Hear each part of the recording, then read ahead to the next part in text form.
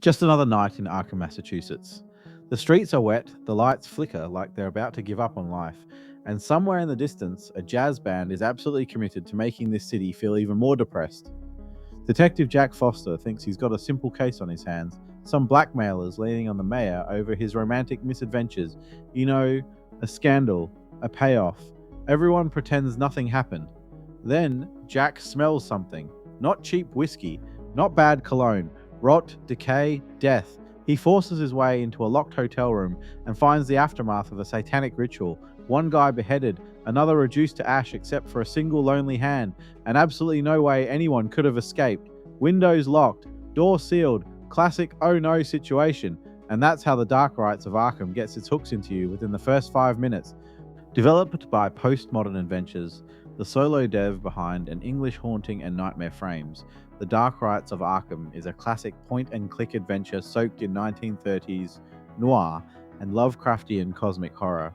It's a game that confidently says, "We're doing this the old school way," and then actually pulls it off. You play as Detective Jack Foster, a hard-boiled gumshoe with a sharp tongue and a low tolerance for nonsense.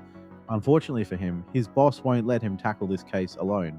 Enter Harvey Whitman, his new partner. Harvey is an academic, a walking occult encyclopedia, the kind of guy who can identify an ancient sigil at a glance, but probably needs 3 minutes to order coffee. He's basically if the X-Files basement FBI guy got thrown into a noir detective story. Jack and Harvey are a fantastic odd couple.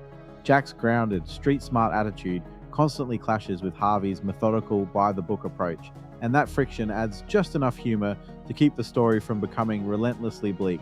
Jack is almost always annoyed. Harvey is almost always correct. It's a beautiful mess. Visually, The Dark Rites of Arkham is gorgeous. The pixel art is incredibly detailed without becoming unreadable. Arkham's streets are dark but alive. Pedestrians wander around, period-appropriate cars roll by, posters are plastered across walls and fences, and every screen feels dense with detail. Interiors are even better. Shelves packed with objects, desks cluttered with papers and artifacts, walls covered in frames and strange symbols. It constantly feels like there's something important just waiting to be noticed. Lighting does a ton of heavy lifting here. Headlights cut through the darkness, chandeliers cast warm glows in otherwise unsettling rooms, and moonlight spills in through skylights like it's trying to warn you not to be here. The game absolutely nails atmosphere. Sound design helps sell it even further. You hear footsteps echoing down streets, distant traffic, coughing pedestrians, crackling barrel fires, owls hooting in the woods, and the occasional unsettling growl of something that definitely should not be nearby. There's no voice acting, but honestly, I didn't miss it. The music fills that space perfectly. Most locations are backed by a jazz soundtrack built around piano, bass, and saxophone. It's moody, restrained, and incredibly fitting. Certain locations switch things up. A spooky theremin at the Museum of the Unusual Gentle Flutes in the cult's forest hideout, giving each area its own personality. Gameplay sticks closely to classic point-and-click design, and that's one of its strongest qualities. You control Jack with a simple one-click interface. When you hover over something interactive, the cursor flickers slightly. There's no hotspot locator, so you actually have to look at the environment. Thankfully, the gameplay's fair important objects stand out naturally, and hotspots are labelled when hovered over. Clicking lets you examine objects, pick them up, or talk to characters. The inventory drops down from the top of the screen when you move the cursor close enough, and while it popped open accidentally once or twice, it was never a real issue. Occasionally, you'll control hover directly when the duo splits up, but most of the time he operates on his own. He steps in when needed, offers insights, and generally feels like an actual partner instead of a second character you constantly have to micromanage. Which is good because Jack already has enough problems.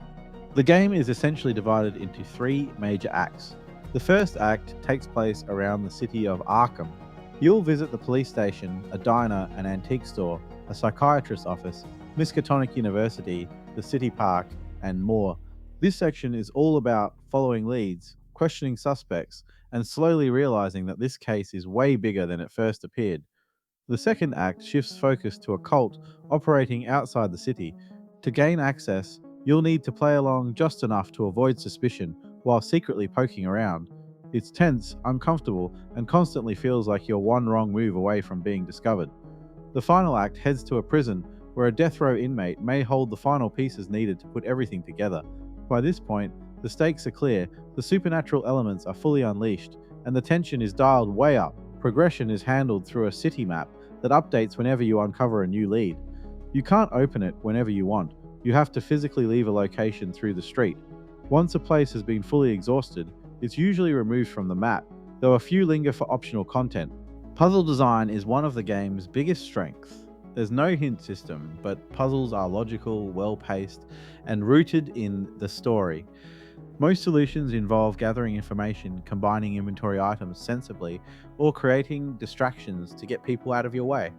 You're rewarded for paying attention to dialogue and environmental details. I only got stuck once, and that turned out to be my own fault. I assumed a character was just background flavor when they actually had something important to say. Other than that, everything flowed smoothly. Hardcore puzzle fans might wish things were a little tougher, but personally, I appreciated that the game never stalled its own momentum. It keeps the story moving, which is exactly what you want in a narrative driven horror adventure. The character work is excellent. When you interrogate key characters, the camera shifts to close up interview scenes. Jack and Harvey stand in shadow in the foreground, backs to the camera, while the suspect faces you directly. Their eyes dart back and forth, expressions tense, like they're deciding how much to tell you and how much to hide. The cast is memorable across the board. You'll meet Benjamin Marsh, the deeply unsettling owner of an antique shop, an expert in strange symbols, a former Innsmouth resident whose appearance raises some uncomfortable questions, museum staff who absolutely do not trust you, and a couple of insufferably smug professors at Miskatonic University. You'll also hunt down three witches, Mary Warren, Abigail Revell, and Keziah Mason, names that will ring bells for Lovecraft fans. Their involvement ties directly into the game's supernatural mystery, including the locked room murder that kicked everything off. As the story unfolds, things get darker, cult conspiracies emerge, forbidden magic comes into play, the possibility of something truly catastrophic looms over everything, and the game does a great job of keeping you unsure about who's actually on your side. The writing deserves serious praise. You don't need to be a Lovecraft expert to enjoy this. The world building is efficient and purposeful, never dumping lore on you just for the sake of it. Every line of dialogue feels intentional. Despite being developed by a Spanish solo developer, the English translation is excellent.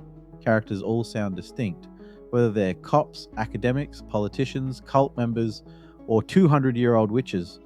The dialogue feels authentic to the era, and Jack's dry, sarcastic commentary provides just enough humor to cut through the dread.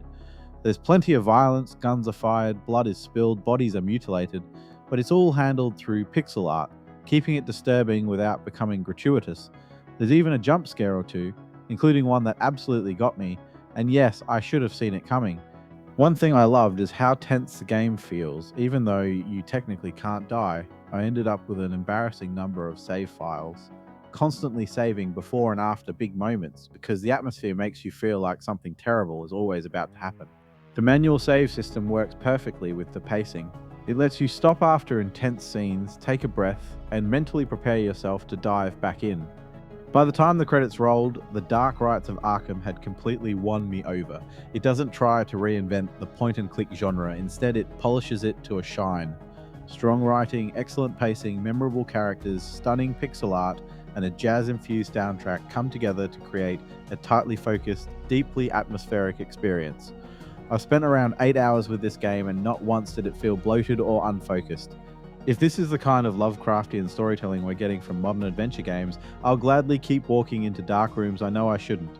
Final score, 9 out of 10. If you enjoyed this review, hit that like button. It really helps the channel out. Subscribe if you want more deep dives into horror, indie games, and weird stuff that crawls out of the shadows. And let me know in the comments what's your favorite Lovecraft-inspired game. Thanks for watching, and I'll see you in the dark.